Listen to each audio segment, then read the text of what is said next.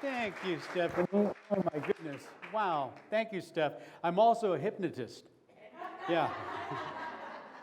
It is a real pleasure to not only be here, but also to share so many wonderful conversations with all of you. And met Juanita this morning. She's from South Africa, which is incredible, unbelievable. People from all over the world have come to the Grow Retreat, and what a wonderful experience this has been. Well, so what I'd like to do this morning is kind of give you a little bit of my take in a mindset world and how it is you can change opportunity can come to your way as a result of a wave of change. You can turn it into an ocean of opportunity, as it were. So what I'd like to do is to give you the shifts that can happen when something comes your way. In my case, these are examples in the world of entertainment. And hopefully you'll be able to connect them with maybe the inspiration of what it is you do in having that mindset. Wayne Dyer said, when you change the way you look at things, the things you look at change. Yes. And how true that is. How we look at things can change in an instant if we look at them a different way. So let's face it, we're going to have challenges. We're going to have all these things that are going to come our way. In fact, some of you may have experienced something this morning, a fire that you had to put out. But yet, in it, there could be an opportunity. And I'll show you some of those shifts that we'll give you. This is a plaque that I saw at a curio shop. I was shopping with my wife recently, and I saw this plaque, and I thought I'm going to buy this. I'm going to put this on my wall. What a great way to say this, care for another. I've always said, we're all here to help each other, but care for another is just a wonderful way of saying it, and we all should care for another. I showed it to my wife, and I said, look at this. Isn't this beautiful? She rolls her eyes and says, Sonny, you know that's an hors d'oeuvre dish.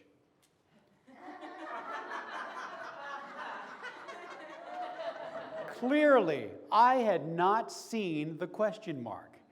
And you know why? I wasn't looking for it. You find what you're looking for. And all my life, I've always found these wonderful things in life that have inspired me because that's what I was looking for. It's like when you decide you're going to buy a car. You know the exact model, the color, and from the time you decide to the time you buy it, what happens? You see that car everywhere. There's another one. There's another one. Because you were looking for it. And that's what this is all about. So I'd like to give you 4 ways to shift from change to opportunity. The first one is to deliver a memorable experience. Let me ask you something. How many of you have ever had a client call you and ask you for a service or a product that you were either out of or didn't have, but you recommended someone else? Have you ever done that? All right, we all have.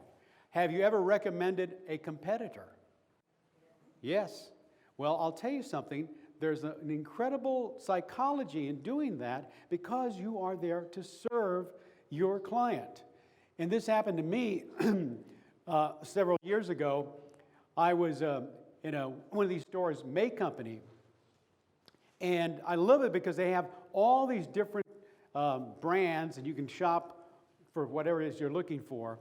And salesman came up to me and said, can I help you? And I said, yes, I'm looking for a pair of jeans, this color and this brand. He says, yeah, we've had them, but we're out, but I can know exactly where they are.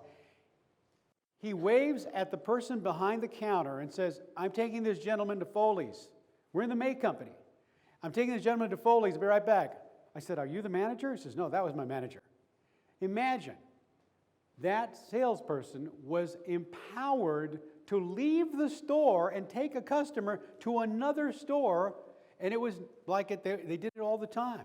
Well, that incredible experience made me a loyal customer, and I came back to him a few weeks later.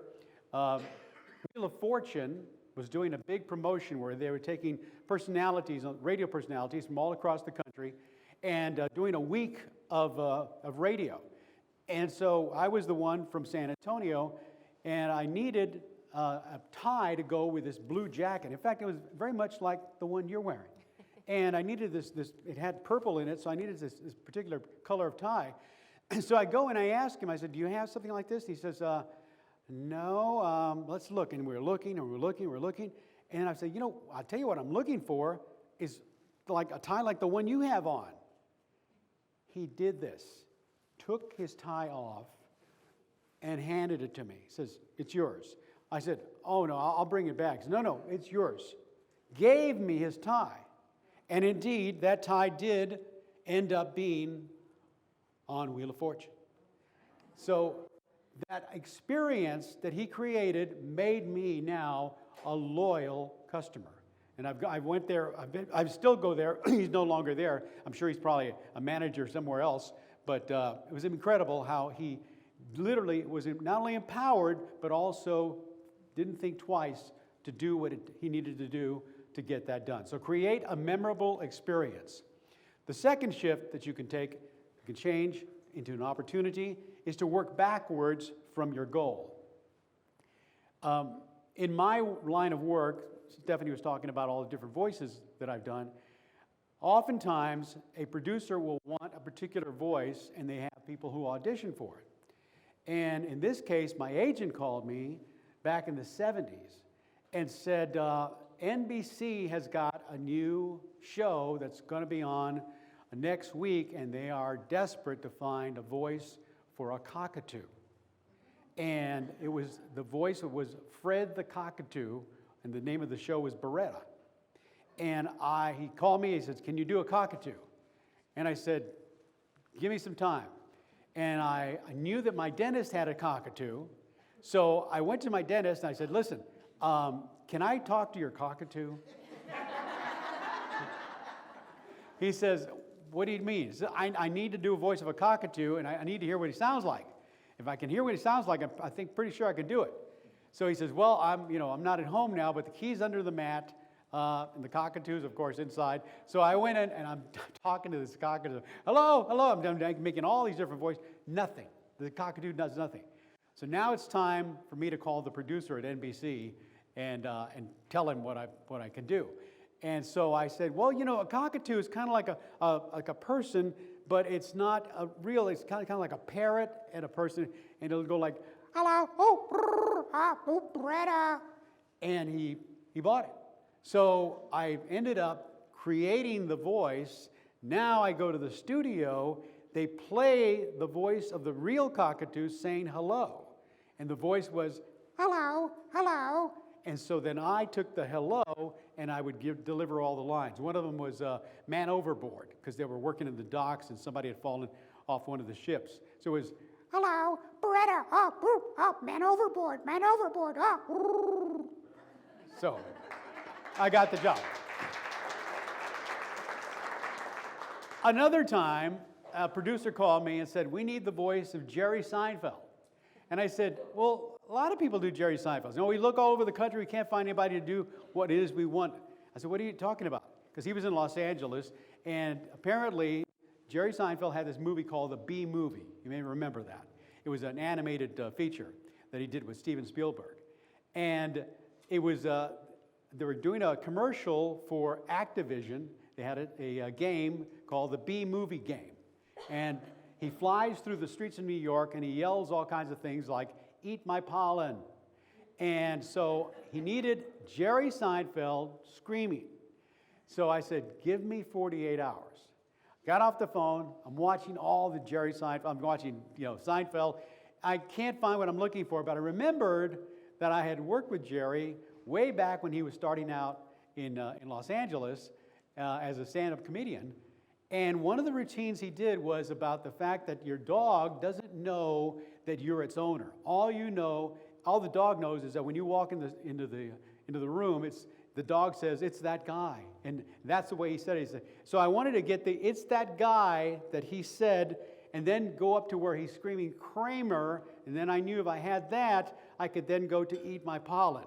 And it sounded like, it's that guy, Kramer, eat my pollen. And this was the final commercial. Woo, woo, black and yellow, baby. Black and yellow. I'm gonna barrel roll into these bugs and light them up with my pollinator. Hey, I'm a bee in a dogfight. Now watch me trade some paint. Eat my pollen. Ha ha ha. What, you thought this game was gonna be easy? Yikes! Share the the road, buddy. Go! Mama's little boy almost got it. Hold the ketchup, but heavy on the honey. Are you ready to play B-movie game? Are you flying up? Ask your parents' permission to download the demo. Rated E for everyone. There you go. Work backwards from your goal. The next way that you can turn a change into an opportunity is to practice tenacity. That is, be relentless in your search for a solution. Always know that if there is something that you know you can do, don't let it out of your mind and continue on. When I was first starting on radio, I was the program director of a radio station in El Paso. It was a little daytime 1,000-watt station. And we had a staff of about 10 people. And there was this kid, his name was Dave Kelly. And back then, we didn't call them interns. Basically, they were just people that hung around. And Dave Kelly wanted to be in radio so bad. He was 17 years old. And he would literally just be everywhere and help. Can I help with this? Can I help with that? And then one day, we were having this really important staff meeting. It was all, closed door, et cetera.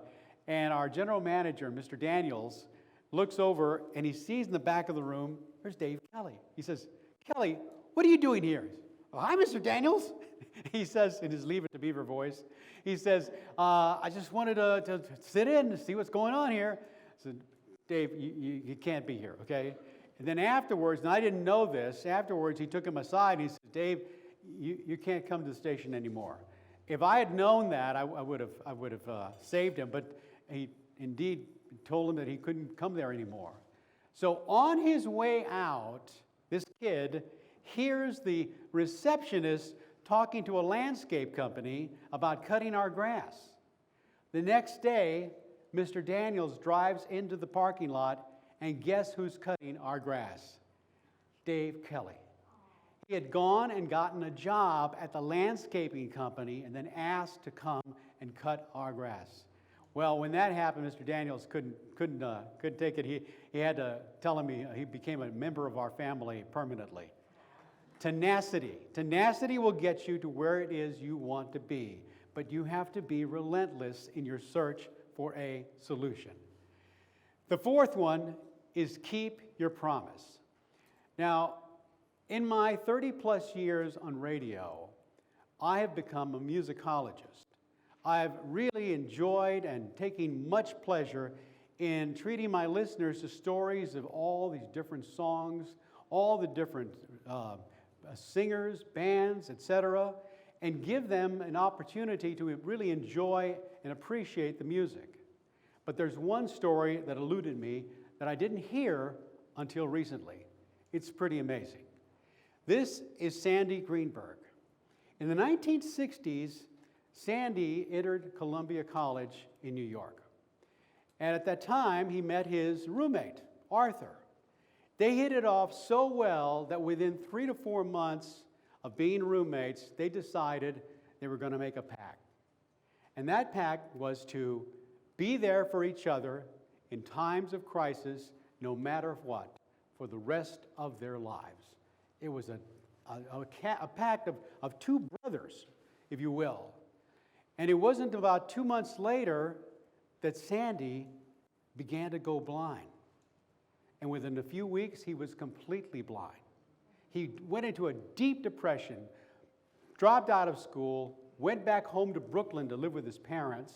They didn't have a whole lot of money, so that's all he could do. And Arthur kept thinking he's going to come back. He's going to come back. Arthur kept calling him. He wouldn't take his call. He wouldn't answer the phone. Finally, Arthur got on a plane, flew to Brooklyn, and came to his door and said, "You're coming back, aren't you, Sandy?" He says, "No, I'm not coming back. Never. I can't." He says, "You've got to. I need you. Plus, remember our pact. I'll be there for you. I'll be your eyes. I'll help you."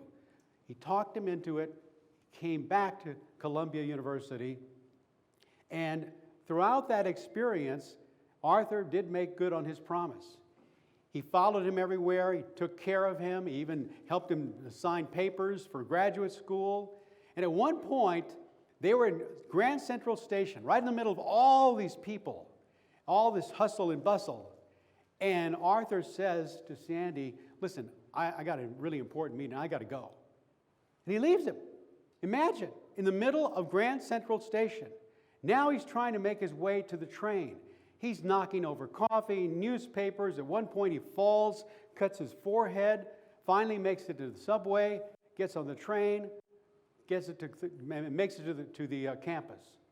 And once he's there, he hears a familiar voice apologizing, saying, listen, I'm really sorry that I left you. It was Arthur, who had never left his side. But Sandy would later say that that moment, that experience changed his life forever, because now he knew how he could be independent, even if he was blind. Well, the years went on, and Sandy graduated with honors. Now he was in Oxford studying for graduate school and married at that time. And he gets a call from Arthur. Arthur says, I'm dropping out of architecture school, and I'm going to record an album, but I need $400. Without hesitation, Sandy wired him the money, the $400 to record his album. Sandy would later say that he only had $404 in his bank account. But a promise is a promise. Well, Arthur recorded with his partner the album, and it flopped. Another big change, another big, incredible bump in the road. However, there was one song on the album that a radio station started playing, and it caught on. Another station played it. Pretty much all the stations in America were playing it. Now it went on internationally, and it became the #1 song in the world. You see, Sandy's roommate was Art Garfunkel. And the album was Wednesday morning, 3 a.m. The song was The Sound of Silence, a song that was inspired by the experience of Sandy and Arthur. And the song, you may remember, started with the words, "Hello, darkness, my old friend." You see, Arthur called himself darkness in empathy for what he was doing for his friend. And so now that song, when you hear it again, you'll have probably a more appreciation for what it was. Keep your promise. You know, there's something that I have found in all of these ways to shift, to change from opportunity, which include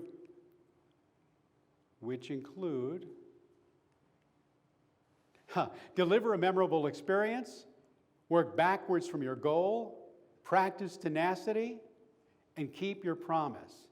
In every single one of those, there is something that everyone here in this room understands and does, whether you realize it or not, and that is to serve. You see, we are never more fulfilled than when we are in the service of others. Thank you.